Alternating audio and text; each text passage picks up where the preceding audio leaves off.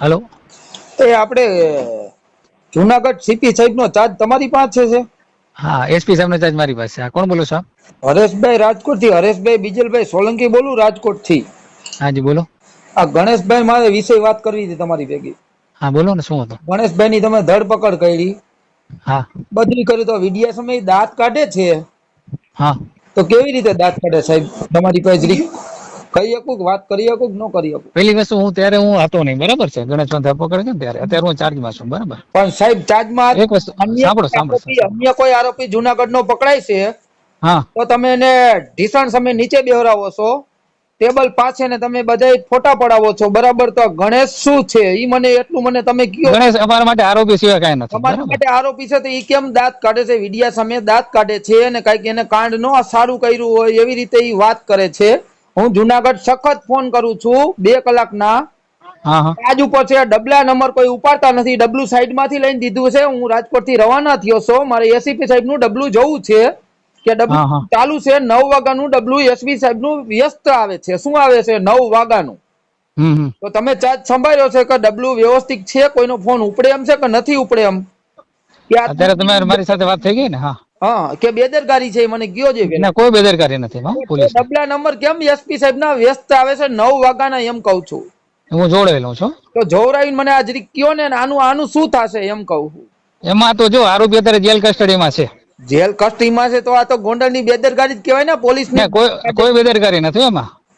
દાંત કાઢે છે, બરાબર. બીજો કોઈ અત્યારે નાના વર્ગનો આરોપી હોય ને તો ના, એવું કોઈ નથી. પોલીસ માટે બધા સરખા જ છે. સાહેબ સાંભળો મારી વાત. રાજકોટ થી જ બોલું છું.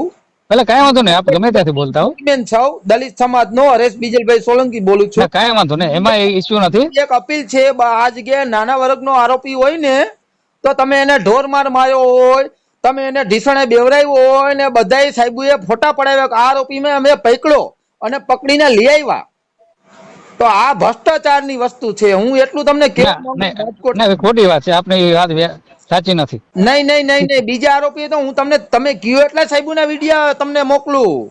ભલે વિડિયાની વાત નથી ભાઈ, પોલીસ માટે બધા સરખા જ છે, બરાબર. ક્યાંક ને ક્યાંક અને આમાં રાજકારણ, ક્યાંક ને ક્યાંક રાજકારણ રમાઈ રહ્યું છે જુનાગઢમાં, મને એવું દેખાય છે. એમ મારે તમને દેખાય છે પણ એવું નથી. પણ તો સાહેબ આને એમના તમે જેલ હવાલે કરી દીધો, બરાબર. બીજો હોય તો તમે એના મારીને તોડી નાખ્યો હોય. ના ભાઈ, ખોટી વાત છે. એ આપની વાત ખોટી છે. દલિત પીઢીવાર હતો, બરાબર. ના, એવું નથી ભાઈ. પોલીસ માટે બધા સરખા જ હોય. તો સાહેબ તમામ સમાજ સરખા જ છે ને તાત્કાલિક પોલીસે એરેસ્ટ કરેલો છે, બરાબર. એવું નથી કરેલો. 5 દી હતો, ગણેશ ગોંડલ માં જ હતો, એના ફાર્મ હાઉસ માં જ હતો. તમે ત્યાં પોલીસ ગઈ અને પોલીસને ત્યાંથી કહેવામાં આવ્યું કે સવારે રજૂ થઈ જાય છે. ગણેશ અંદર જ હતો, કાં કેમ તમે એનો અંદર જઈ શક્યા? ના, એ વાત ખોટી છે તમારી. ખોટી નથી. વિડિયા સામે દુનિયાના વિડિયો સાહેબ મારી પાસે આવે છે, મેં જો. ભલે આપની પાસે આવતા હોય તો આપ રજૂ કરજો, હું આપને લાગતો હતો. ઠીક છે, હું તમને બધા રજૂ કરું. હું અત્યારે મારે આજ ગણતરી છે, આજ 5 વાગે આવવાની. બહુ ગોંડલ અને જુનાગઢ ની બહુ જ પોલીસ અને પોલીસ આમાં કાંઈ સહયોગ દેતી નથી. એમ ખોટી વાત છે. ધારાસભ્યનો છોકરો હોય કે સંસદ સભ્યનો છોકરો હોય, બરાબર.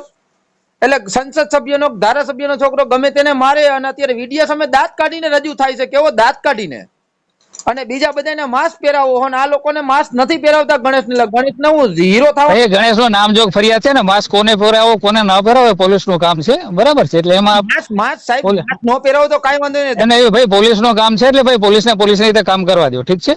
પણ અરે પોલીસની રીતે કામ કરે તો આ તો કામ તમે કરો એમ કહું. બીજા કોઈ આરોપી હોય તો તમે એને ઢીસણે મારીને મારો છો, એમ મારું કહેવાની મારી એટલી તમારી પાસે માંગ છે.